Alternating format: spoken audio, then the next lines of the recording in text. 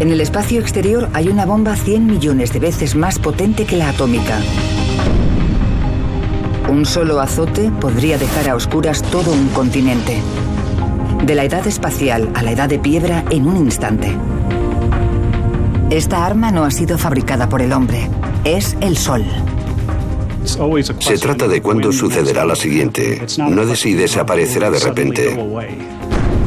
Ya nos ha atacado antes. Y estamos de nuevo en el punto de mira.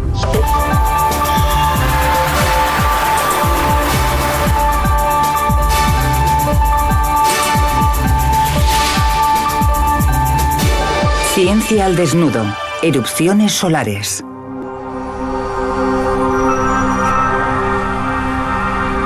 Quebec, 13 de marzo de 1989. La ciudad está sumergida en el invierno, con temperaturas bajo el punto de congelación. De repente, a las 2:44 de la madrugada, un transformador de 100 toneladas de la red eléctrica de Montreal se sobrecarga. Apagón. La ciudad queda sumergida en la oscuridad. 6 millones de personas se quedan sin electricidad. El astrónomo Sten Odenwald explica cómo se desarrolla la noche. Todas las luces se apagaron literalmente. En 90 segundos se pasó de operar al 100% a un apagón total. Al amanecer, el termómetro marcaba 13 grados bajo cero y aún no había electricidad. Las operaciones a vida o muerte se realizaban gracias a generadores de emergencia. El apagón duró 12 horas, pero el desastre podría haber sido mucho peor. Si no hubiese sido por unos cuantos transformadores en Estados Unidos, millones de estadounidenses habrían quedado también sin electricidad. Pero, ¿qué provocó que los transformadores se sobrecargaran tan violentamente? ¿Por qué Quebec se sumió en la oscuridad? No fue un ataque terrorista, ni un error humano. El culpable no estaba en la Tierra. Fue el resultado de una explosión gigante a 150 millones de kilómetros de distancia, en el Sol. 3 días antes de que la red eléctrica se colapsara, los astrónomos del Centro de Predicciones del Clima Espacial de Colorado observaron una región activa en el Sol. De repente, en su superficie, se produce una explosión gigante. Un fogonazo blanco de miles de kilómetros y millones de grados de temperatura. 150 millones de kilómetros después, una enorme ola de radiación impacta contra la atmósfera terrestre. Luces de colores bailan en el cielo desde Alaska hasta México. Quebec ha sido golpeado por un fenómeno natural invisible pero inmenso. Una tormenta solar. Una explosión del Sol tan impresionante y una ola de energía tan enorme que es casi imposible de medir. Al meteorólogo espacial Joe Canches le impresiona la intensidad de estas tormentas. Miles de millones o billones de toneladas de materia son expulsadas del Sol aproximadamente a 1 millón de kilómetros por hora. Y creo que es señal de la diferencia entre la intensidad del clima terrestre, en el que podríamos llegar a vientos de velocidades extremas de cientos de kilómetros por hora en un huracán o un tornado muy fuertes, a las del viento solar, con una velocidad de 1.600.000 kilómetros por hora. La tormenta solar que golpeó Quebec es la peor que se recuerda. Pero podría ser peor en el futuro. Y la próxima vez podríamos no tener tanta suerte. El Sol es capaz de generar tormentas que podrían dejar a oscuras un continente entero. Norteamérica quedaría paralizada. Nuestras vidas son más complejas y avanzadas tecnológicamente que nunca. Pero la libertad que nos brinda la tecnología podría ser también nuestra perdición. Cuando impacta una tormenta solar, cualquier cosa relacionada con la red eléctrica es vulnerable. Pero, ¿qué provoca las tormentas solares? ¿Cómo pueden provocar tantos estragos en la Tierra? ¿Y hay alguna forma de protegernos de futuros ataques? Los científicos tienen que aclarar los misterios que rodean al Sol y descubrir la anatomía de una tormenta solar. La investigación comienza a 150 millones de kilómetros. El Sol es una bola de gas de 1,5 millones de kilómetros de ancho, principalmente hidrógeno. Es tan grande que dentro cabrían más de 1 millón de tierras y sobraría espacio. Toda la energía del Sol se genera en las profundidades de su corazón, en el núcleo. Allí hay temperaturas de hasta 27 millones de grados, miles de veces más que en los incendios forestales más extremos de la Tierra.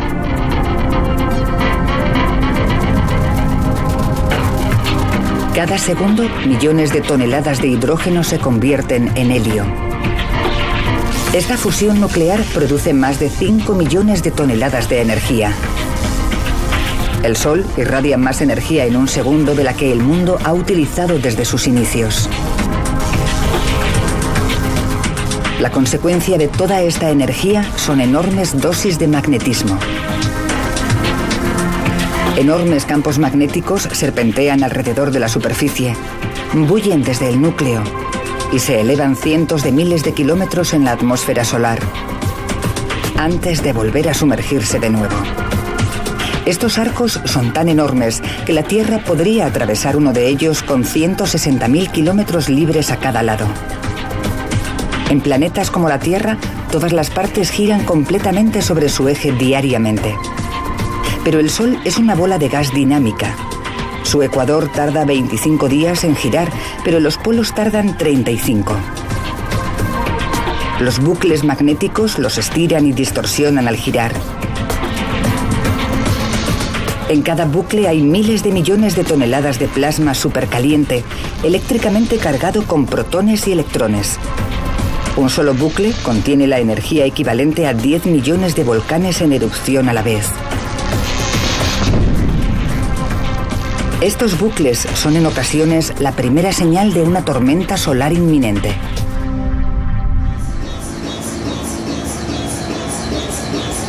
El profesor Paul Bellan quiere descubrir cómo estos bucles generan una tormenta solar.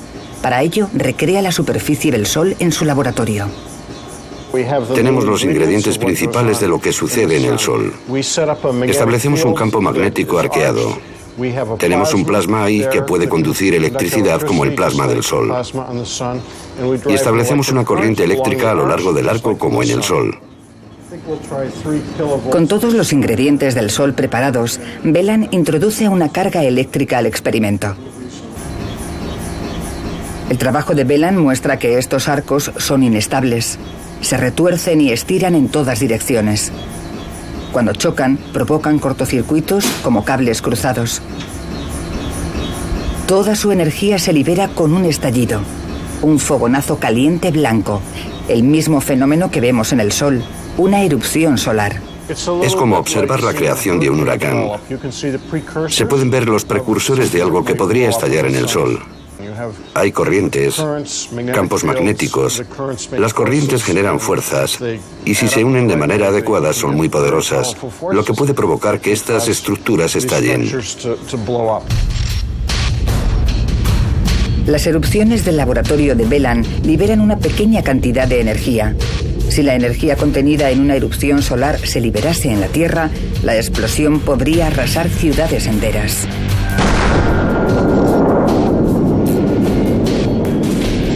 La onda expansiva se sentiría en el otro lado del planeta. Casi toda la vida quedaría exterminada. Sería mucho más potente que todo el arsenal nuclear de la Tierra. Las erupciones más pequeñas son mayores que 1 millón de bombas nucleares explotando a la vez. Las más grandes, mayores que 1 millón de millones. El doctor Karel Schreiber estudia el poder de las erupciones solares. Una erupción grande es una cantidad inmensa de energía que no tiene equivalente en la Tierra. Una sola erupción contiene la energía suficiente para dotar de energía a Estados Unidos durante miles de años. En 1997, la NASA capturó esta imagen de la superficie del Sol en el momento en que una erupción solar explotaba. Muestra la onda expansiva, la onda extendiéndose miles de kilómetros por la superficie. Avanza tan rápido que podría rodear la Tierra en menos de un minuto.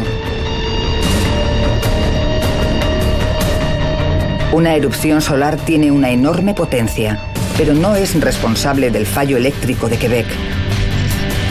Es la primera fase de la avalancha, como el fogonazo de una pistola. En realidad, es la bala la que provoca los daños.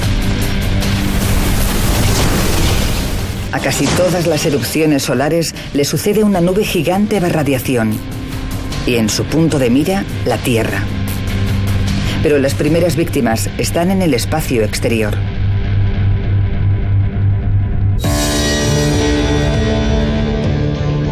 Hace años que los científicos espaciales conocen la amenaza que suponen las tormentas solares. Pero el Sol es impredecible y en ocasiones hasta a la NASA le puede pillar desprevenido. El 14 de mayo de 1973 se lanza la primera estación espacial estadounidense, Skylab.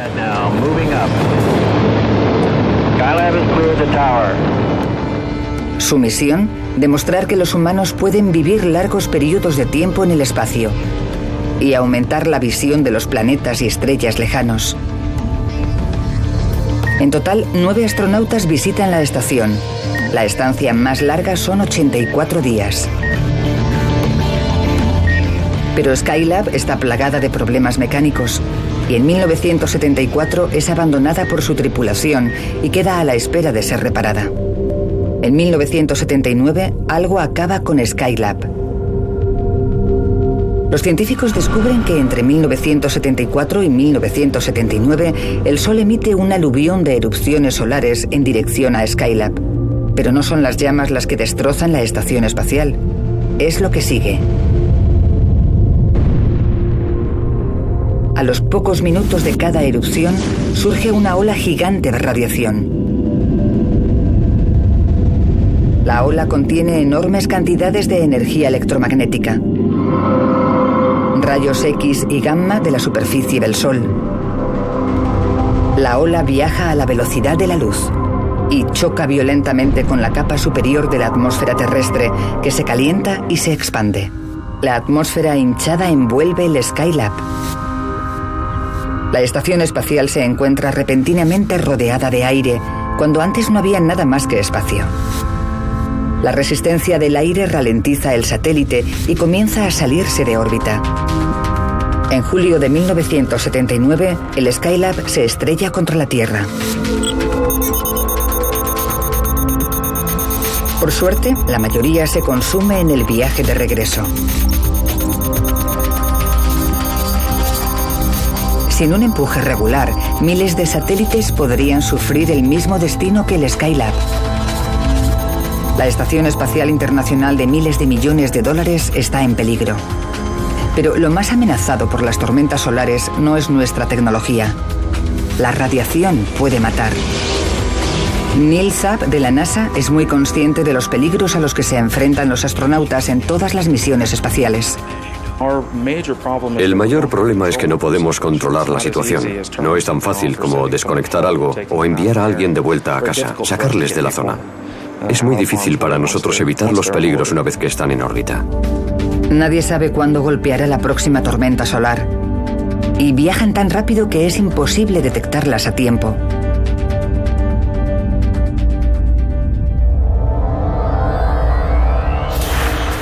Proceso de ignición, preparados para el lanzamiento. En 1972, la NASA se salvó por los pelos. En abril, el Apolo 16 aterrizó en la Luna. 8 meses después, aterrizaba el Apolo 17. Entre estas dos misiones, el Apolo 16 y el Apolo 17, sucedió este importante acontecimiento. Una tormenta se desencadena en la superficie del Sol. 10.000 millones de toneladas de radiación azotan la superficie de la Luna. Al contrario que la Tierra, la Luna no tiene atmósfera para proteger a los humanos de los efectos de la radiación. Si los astronautas hubiesen estado ahí cuando golpeó la tormenta, habrían absorbido dosis potencialmente letales de radiación. Pero, ¿qué ocurre cuando una tormenta solar descomunal se dirige directamente a la Tierra? Evidentemente no podemos quitarnos de en medio. A pesar de su poder, estos estallidos de radiación son simples ondas propagándose por el espacio interplanetario. La tormenta solar que chocó con Quebec es un tsunami.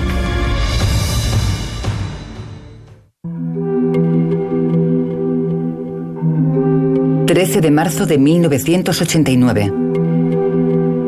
Por todo el hemisferio norte, millones de personas son testigos de un espectáculo de luces resplandecientes llamado aurora boreal.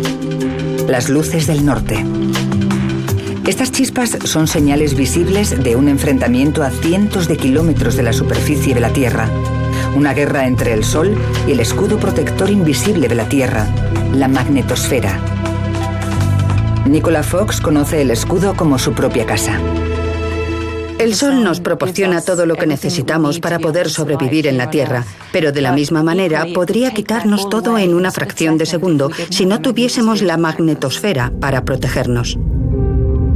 La magnetosfera envuelve completamente todo el planeta. Este escudo invisible fluye desde el núcleo de la Tierra.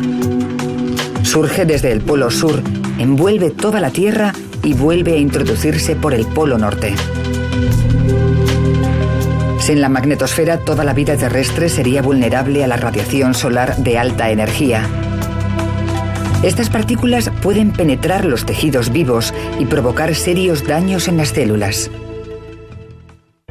Cuenta atrás, 15 segundos. Orientación interna. 12, 11, 10, 9. Comienza la secuencia de ignición. El 20 de julio de 1969, Neil Armstrong es el primer hombre que pisa la Luna. Es uno de los grandes logros de la humanidad. Han aterrizado. Recibimos las imágenes con calidad. Pero durante la misión, Armstrong y el copiloto Buzz Aldrin ven unos destellos de luz dentro del oscuro módulo del Apolo 11. Incluso lo ven con los ojos cerrados.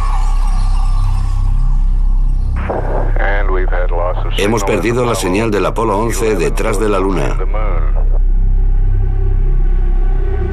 Cuando vuelven a la Tierra, los astronautas informan de lo que han visto.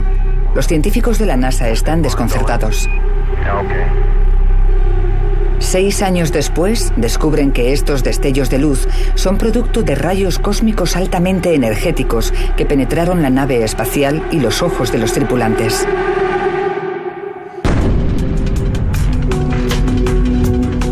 Cuando el 13 de marzo la nube radiactiva colisiona con el escudo, la mayor parte de las partículas cargadas bordean la Tierra sin peligro. Pero algo de radiación se filtra en los polos. Esta exhibición misteriosa de luces de colores se forma cuando las partículas solares chocan con los gases de la atmósfera, provocando que brillen. Cuanto más fuerte sea la tormenta, más espectaculares serán las auroras. Esta batalla a gran altura puede causar problemas a los aviones comerciales. En los polos, la atmósfera es especialmente vulnerable a grandes ráfagas de radiación. La ola de energía provoca estragos en la atmósfera superior, afecta a los sistemas GPS e impide que lleguen las señales de radio. Durante tormentas intensas, los aviones de pasajeros tienen que desviarse a altitudes menores para recuperar la comunicación con el control de tráfico aéreo. El 9 de marzo de 1989, cuando la radiación de la erupción llega a la atmósfera superior terrestre, comienza la batalla con la magnetosfera. Pero en Quebec, la electricidad sigue funcionando. 4 días después, el 13 de marzo, una segunda ola de radiación choca con la atmósfera terrestre y la aurora ofrece un espectáculo impresionante. Mientras las luces del norte bailan en el cielo, las luces de Quebec se apagan repentinamente. ¿Cómo es posible que una nube radiactiva arriba en la atmósfera apague una red eléctrica en la Tierra? Para descubrirlo, la NASA crea el satélite OSO 7. Puede dirigir una batería de telescopios de rayos ultravioleta y X al Sol. La misión permitirá a los científicos vislumbrar por primera vez un monstruo. Este punto blanco puede no ser muy impresionante, pero es la primera imagen que se captura del acontecimiento más potente de nuestro sistema solar. Se denomina eyección de masa coronal o CME. 10.000 millones de toneladas de material salen disparadas de la atmósfera solar. Una erupción enorme. Sin la protección de la magnetosfera, las partículas altamente energéticas de la explosión podrían empezar a deshacer la atmósfera. Si una erupción solar es la boca de la pistola, la CME es la bala. Los científicos no saben aún por qué se producen las CME. Se forman en la corona solar, la atmósfera que rodea el Sol, y avanzan millones de kilómetros en el espacio. En ellas, las temperaturas alcanzan más de 1,5 millones de grados centígrados, casi 200 veces más caliente que la superficie. Hay turbulencias y fuerzas magnéticas más abajo en la atmósfera solar que provocan que literalmente la atmósfera exterior se apague en el espacio. Las CME son una maraña electrificada de partículas cargadas y campos magnéticos. Una bala extremadamente caliente de materia solar.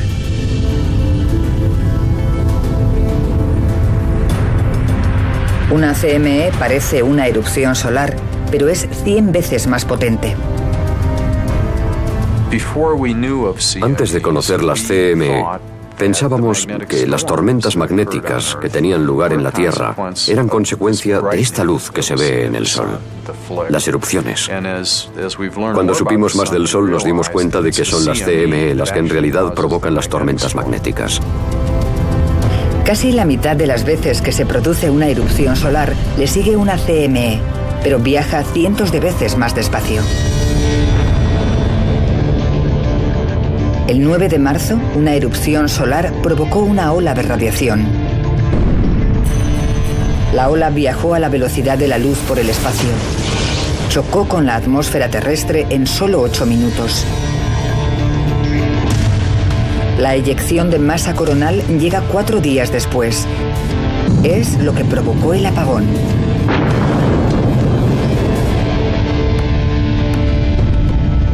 A diferencia de la erupción solar, la CME es un pulverizador de radiación. Es un aluvión. De repente, esta enorme suma de miles, cientos de miles de partículas de energía se dirige a la Tierra. La CME crea una inmensa corriente eléctrica en la ionosfera. La atmósfera exterior prácticamente chisporrotea con tanta energía. Las auroras lucen en el cielo en sitios tan al sur como Texas. Ríos de partículas cargadas fluyen por la atmósfera y provocan potentes campos magnéticos a 100 kilómetros bajo la superficie de la Tierra. De repente, sin previo aviso, una enorme corriente se introduce en la red eléctrica. La sobretensión avanza por el sistema y la red se sobrecarga. Se va la luz en Quebec. Hablamos de que miles de componentes de la red eléctrica pueden verse afectados simultáneamente y realmente no hay ninguna forma de evitar las consecuencias. El acontecimiento de Quebec fue extraño, pero no único. ¿Qué peligro estamos sufriendo? ¿Y cuándo arreciará la próxima tormenta solar? Cuando hablamos de tormentas solares, se trata de cuándo sucederá la siguiente, no de si desaparecerán de repente. Para calcular una futura amenaza, los científicos necesitan saber con qué frecuencia ha sido la Tierra atacada en el pasado. Las tormentas más calientes del sistema solar han dejado su huella en uno de los lugares más fríos de la Tierra, el Círculo Ártico. En las capas de hielo hay parte de la historia de la Tierra. El hielo guarda registros de tormentas solares de hace miles de años. Para saber con qué frecuencia golpean las tormentas, los investigadores buscan un elemento químico que generan, nitrato. Al extraer núcleos de hielo y medir el nitrato, descubrimos que los picos de mayor cantidad encajan muy bien con algunas de las tormentas recientes más intensas. Al escanear los núcleos de hielo, los científicos viajan atrás en el tiempo a una época en la que una enorme tormenta solar golpeó la Tierra. Un gran pico de nitrato revela una tormenta solar que hace que el acontecimiento de Quebec parezca un petardo. El cambio más notorio que vemos en el núcleo de hielo ocurrió en septiembre de 1859. Fue tan intenso que lo llamamos la supertormenta. Bloqueó el servicio telegráfico de Norteamérica y la mayor parte de Europa. Y también se observó en Calcuta e India a la vez. Fue un acontecimiento importante que afectó a todo el mundo y se pudo ver en casi todas partes. La tormenta de 1859 es la erupción solar más potente que ha golpeado la Tierra en 500 años. Es 3 veces más fuerte que la tormenta que provocó el apagón de Quebec. Si hubiese sucedido hoy en día, probablemente hubiese sido una catástrofe. Si pensamos en todos los servicios que dependen de la electricidad, es bastante escalofriante imaginar el impacto geográfico que habría tenido una de estas tormentas. Tras una supertormenta, la luz no vuelve al día siguiente. La mayoría de los transformadores que se utilizan en las grandes redes eléctricas se hacen a medida y se tardarían meses en repararlos. Imaginen meses sin electricidad. La red de transporte se paraliza. La economía se hunde. Sin agua corriente. Sin sanidad. La comida escasea. Proliferan las enfermedades. De la era espacial a la edad de piedra en un abrir y cerrar de ojos. Podría ser peor. El Sol no es la única estrella que genera tormentas solares. Los astrónomos se esfuerzan por ver las profundidades del espacio y observan el nacimiento de estrellas y la muerte de otras. Un descubrimiento fortuito muestra lo peligroso que puede ser el espacio. El astrofísico Eric Feigelson está investigando en las profundidades del espacio, buscando rayos X, pero lo que encuentra le deja sin palabras. En vez de encontrar lo que esperábamos, encontramos estas fuentes de rayos X que cambiaban rápidamente asociadas con estrellas jóvenes. Y sinceramente, estuvimos bastante desorientados durante algunos años. Las estrellas producen misteriosas ráfagas de rayos X gigantescos, erupciones solares de otro mundo. Así que las erupciones más fuertes que hemos visto son 10.000 veces más potentes en los rayos X que en las erupciones que hemos visto en el Sol. Cuando observamos 1000 soles jóvenes simultáneamente en la nebulosa de Orión, encontramos que normalmente erupcionan con esta magnitud 1 o 2 veces por semana. Las tormentas solares como la que golpeó Quebec pueden liberar una cantidad de energía similar a la de 1000 millones de bombas atómicas. Las estrellas que estudia Feigelson producen erupciones 10.000 veces más potentes.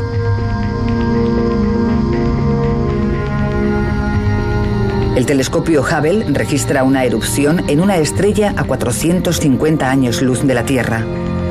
Esta erupción es tan enorme que si chocase contra una colonia espacial, acabaría con algo más que con la energía, acabaría con el planeta. Los científicos lo llaman supererupción. Las supererupciones no se crean a partir de una sola estrella. Hay regiones en el espacio donde casi todas las estrellas lo hacen. A 1500 años luz está la nebulosa de Orión. Es una neblina brillante de gas y polvo. Con rayos X, el polvo desaparece y solo quedan las estrellas.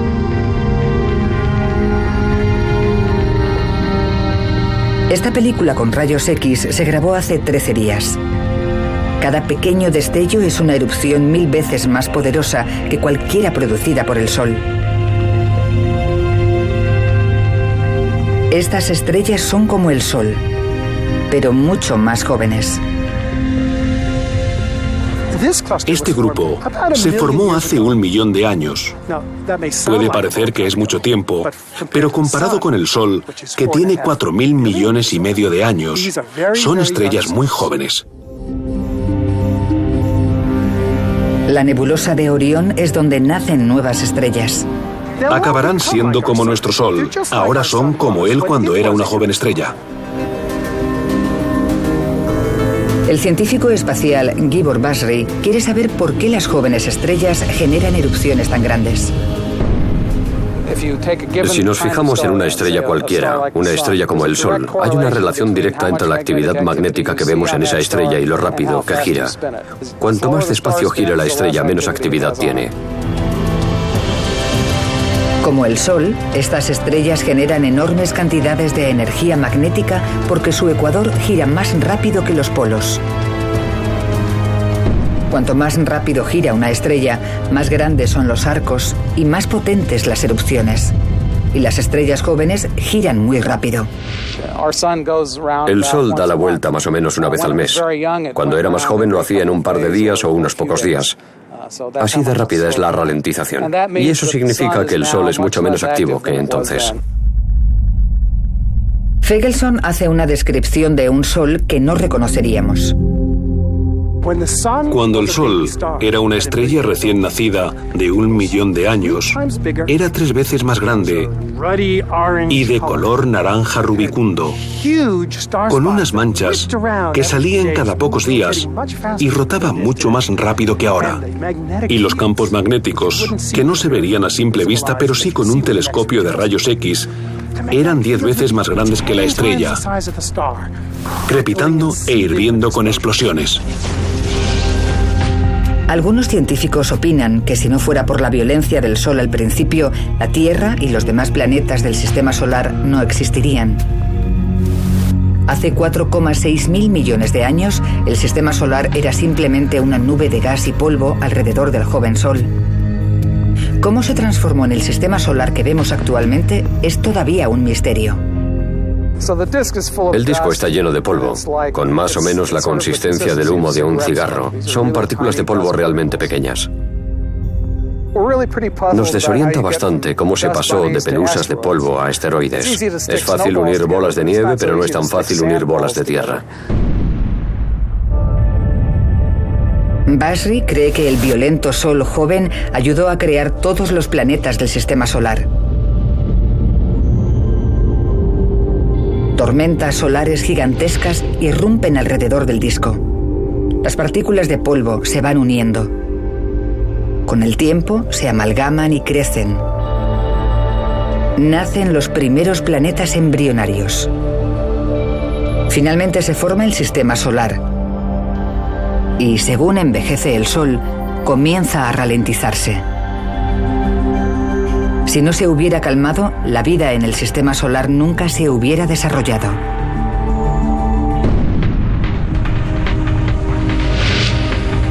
Pero todavía, cuando el Sol estornuda, la Tierra se estremece. Hay muy poca protección frente a los efectos de una tormenta solar enorme. La única manera de proteger nuestra red eléctrica es apagándola antes de que golpee la tormenta. Pero, ¿cómo podemos predecir un berrinche solar? Las tormentas solares son una seria amenaza para la vida tecnológica del siglo XXI. Es urgente predecir cuándo y dónde golpeará la siguiente.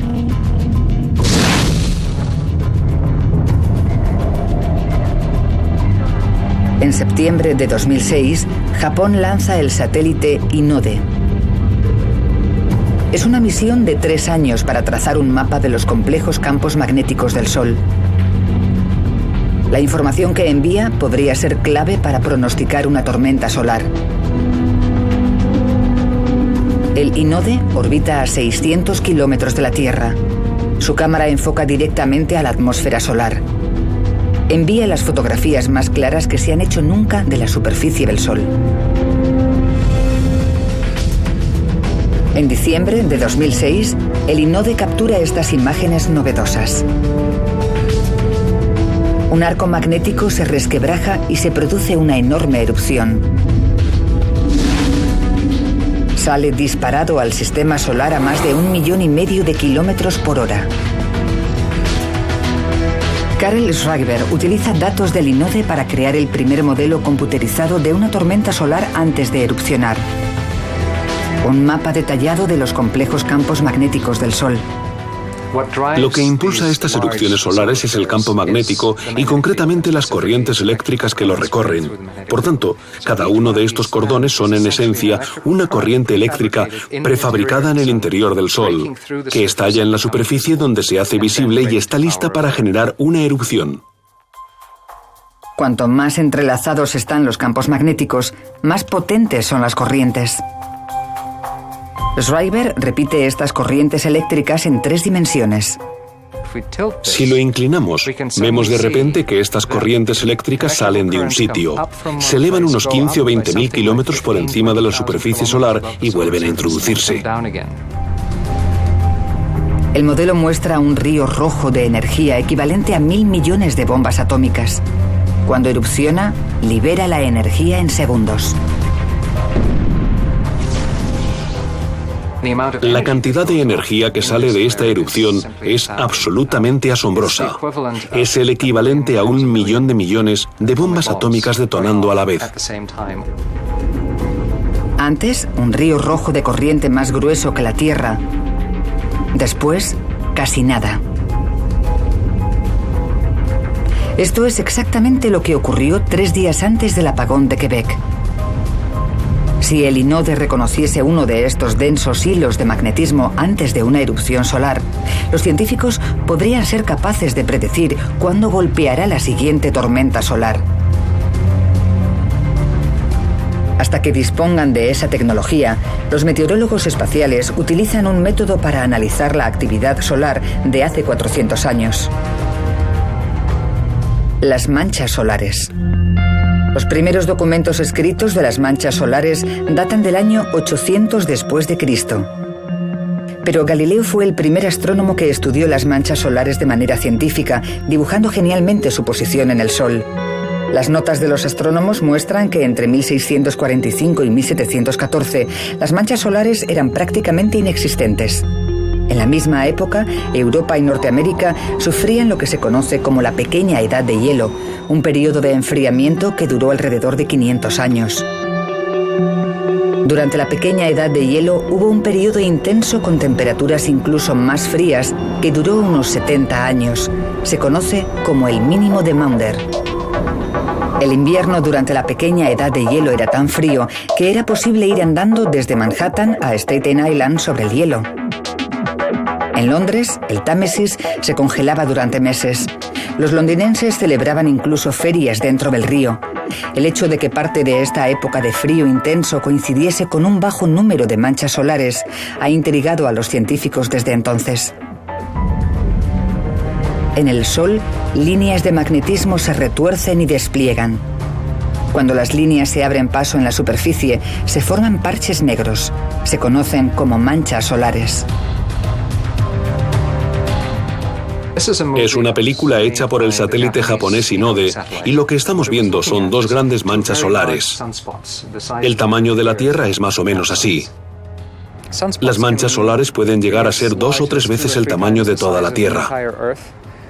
Algunas son pequeñas, unos pocos cientos de kilómetros, que es el tamaño de las cosas que podemos ver en el Sol.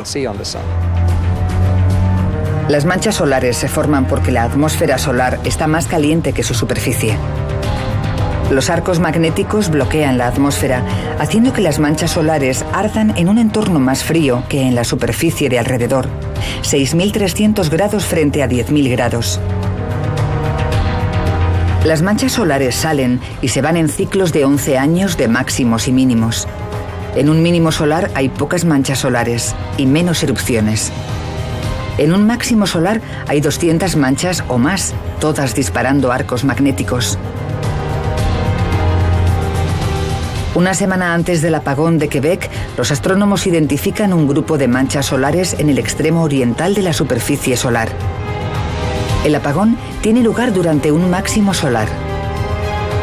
El próximo máximo está a la vuelta de la esquina, en el 2012. El ciclo de manchas solares nos indica que la pistola está cargada, pero no avisa de cuándo o dónde impactará la bala. Cuando los arcos magnéticos se cruzan, se aprieta el gatillo y sucede una erupción. Alcanza la Tierra en solo 8 minutos, demasiado rápido para tomar medidas. Pero la parte más dañina de una tormenta solar es más lenta. Una eyección de masa coronal puede tardar 4 días en llegar. Si supiésemos cuándo golpeará la ola solar, podríamos salvar la red eléctrica, apagándola.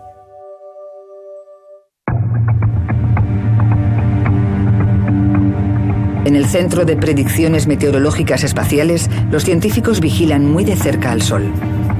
Están buscando cualquier aumento de la actividad, incluida la aparición de manchas solares. Pues lo que hacen los meteorólogos es analizar los datos intentando comprender lo que está haciendo el Sol ahora mismo para poder predecir su efecto en la Tierra. La tecnología de los satélites solares es joven. Solo se ha observado 3 veces un máximo solar. La previsión meteorológica espacial se encuentra en el mismo punto que la previsión meteorológica terrestre hace 50 años. Si intentases predecir un huracán sin saber nada de la velocidad del viento ni de la presión atmosférica en el ojo de la tormenta y ese tipo de cosas, sería comparable a la situación que vivimos en meteorología espacial. Podemos predecir un huracán, pero no una tormenta solar. Una vez que sale de la superficie del Sol, es prácticamente invisible. Puede contener hasta 10.000 millones de toneladas de materia, pero se esparce millones de kilómetros cuadrados. Solo un puñado de átomos en cada 30 centímetros cúbicos. No podríamos ver una de esas tormentas acercarse a la Tierra a simple vista. Están tan diluidas que producen un vacío mejor que el que se crea en un laboratorio. Los instrumentos de los satélites son lo bastante sensibles como para detectar las tormentas solares, pero hay una trampa. Si una se dirige hacia nosotros, es muy difícil conocer la velocidad a la que viaja. Es como el bateador de un partido de béisbol. Cuando la bola se precipita hacia el jugador, es imposible juzgar su velocidad exacta. 3 strikes y está fuera. Si los científicos se equivocan en la velocidad de una tormenta solar, podríamos retroceder a la Edad Oscura.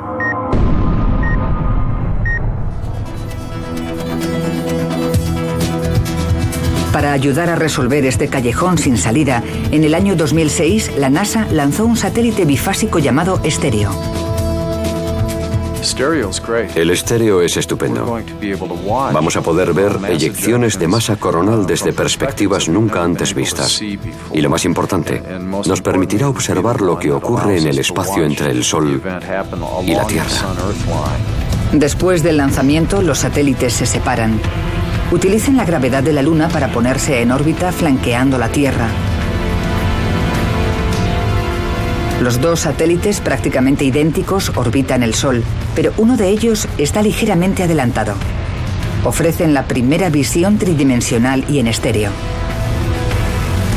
Los científicos ya pueden predecir rápidamente si una tormenta solar va a golpear el planeta y cuándo. Mejorará en concreto el cálculo de tiempo en los pronósticos, y eso nos permitirá intentar mitigar sus consecuencias en la Tierra. La NASA espera que la información del estéreo prolongue el tiempo de reacción, desde unas pocas horas a un par de días.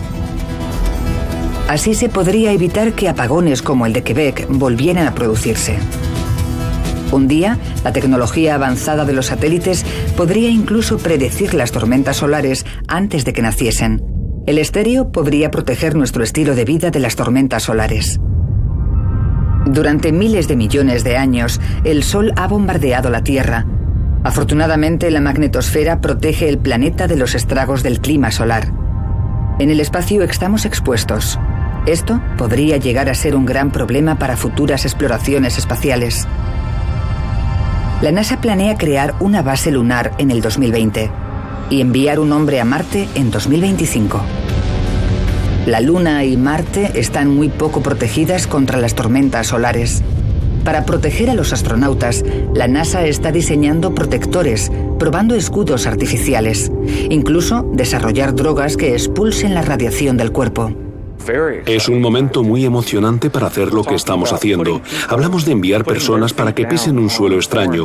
Y con extraño quiero decir que es un cuerpo distinto, un cuerpo celeste distinto. Es muy emocionante para nosotros. En este momento la NASA desconoce cuánta radiación hay ahí fuera. En el espacio encontramos un ambiente con una radiación altamente variable, lo que significa pasar de factor 10 a factor 1000 en unos minutos. Y es algo que no podemos controlar. Para descubrirlo, la NASA lanzó la sonda Odyssey en 2001. A bordo hay un instrumento para medir la radiación de las tormentas solares. La primera CME que se encuentra lo deja frito. El acontecimiento fue de tal magnitud que estropeó el instrumento que servía para tomar las mediciones y, en cierto modo, es un buen ejemplo directo del peligro que implicaba. El Marte Odyssey demuestra lo peligrosa que puede ser la vida en el espacio exterior. Durante 2 millones de años, las tormentas solares no nos han perjudicado. Hace menos de 2 siglos que utilizamos la electricidad y nos hemos quemado los dedos. Nadie sabe con exactitud cuándo golpeará la próxima tormenta solar. Solo quedan 3 años para el máximo solar y de nuevo la Tierra podría estar en el punto de mira. Esperemos que esta vez no se apaguen las luces.